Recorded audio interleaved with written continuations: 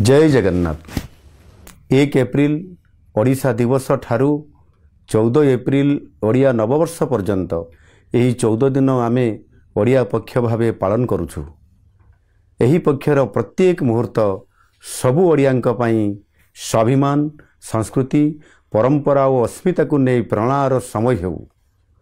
ओडिया पर्व हेउ आम भाषा, साहित्य, खाद्य, पोशाक, नृत्य, संगीत और संस्कृतिर उत्सव।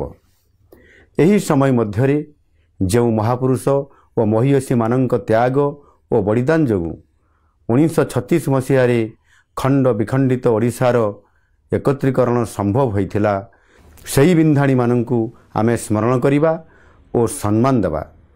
ओडिया नववर्ष एवं महाविश्व संक्रांति हेउ ओडिया भाषा, साहित्य और संस्कृतिर नुआ उद्यम, नुआ संकल्प और विकसित ओडिशार नुआ अवसर। आसंतु मन प्राण हृदय रे ओडिया हवा। ओडिया भाषा, साहित्य, खाद्य, पोशाक एवं संस्कृति को आम दैनंदिन जीवनर अंश करिबा एवं एक स्वाभिमानी ओडिशा गढ़िबा। आसंतु उत्साह सहित गाँ, सहर और प्रत्येक घरे 1 एप्रिल रु 14 एप्रिल जाए ओडिया पक्ष पालन करिबा। धन्यवाद। वंदे उत्कल जननी।